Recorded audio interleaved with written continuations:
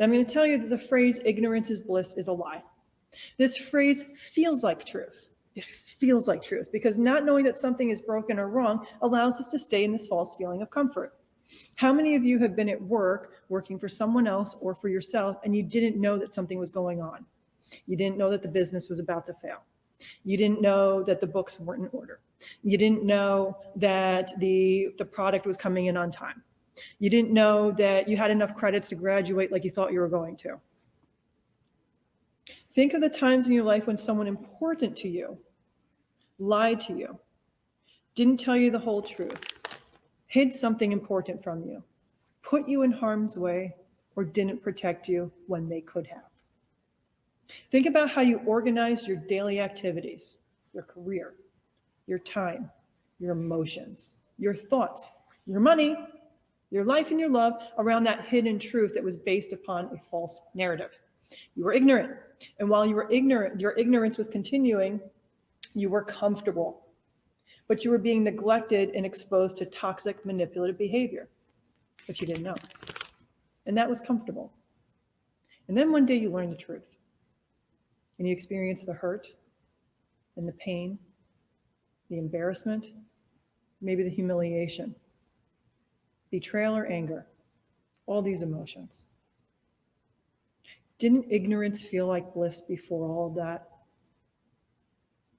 But what does this new knowledge give you? It gives you an opportunity.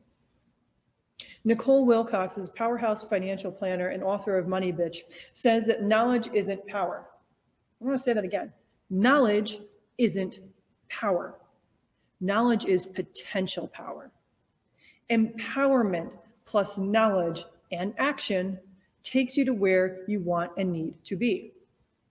There's this great story or parable or allegory that Socrates would tell his students and Plato and Aristotle would argue about for years to come. Now, if you want to feel really smart, here's a trick. All the Greek philosophers came in reverse alphabetical order. So Socrates taught Plato, Plato taught Aristotle, Aristotle taught Alexander the Great. If nothing else, that might be the one thing that you remember from this talk today. Anyway, back to the story. Socrates would describe these people who were chained from an early age to a floor inside a cave. This is just a story he made up.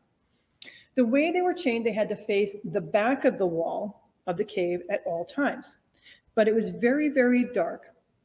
And then behind them was the mouth of the cave.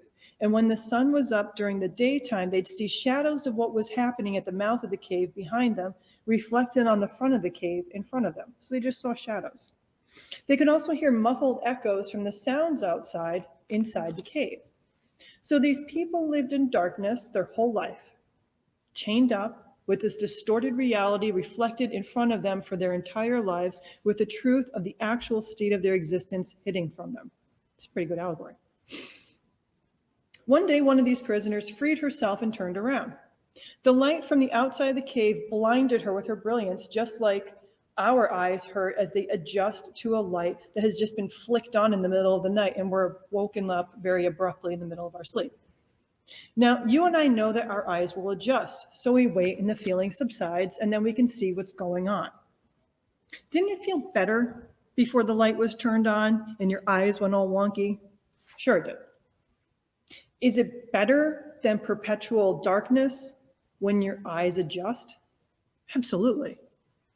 You and I wouldn't say that the feeling of being in perpetual darkness would be bliss. Quite the opposite. And we know this because we've been exposed to the light before at an early age, and our experiences taught us that we can see more, do more, and know more once the lights go on. Now let's go back to our cave. The prisoner who has her eyes hurting, she has choices. She can be brave and face the discomfort and give herself a moment to adjust to the sensation and learn what she's been missing. Or she can turn back around and stare at the wall again. For all she knows, the wall is safe, it doesn't hurt, and it's the only thing she knows. In this story, she decides to stare at the wall.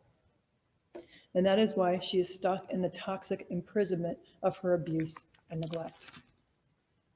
It comes down to choices, and we make them each and every day. Recognizing the neglect or toxic places, spaces, and people in your life hurts a lot. It's a disappointment, and when it comes to your business, it might be a disappointment to you as well. But you have to get to that point if you want to move faster and farther to soar.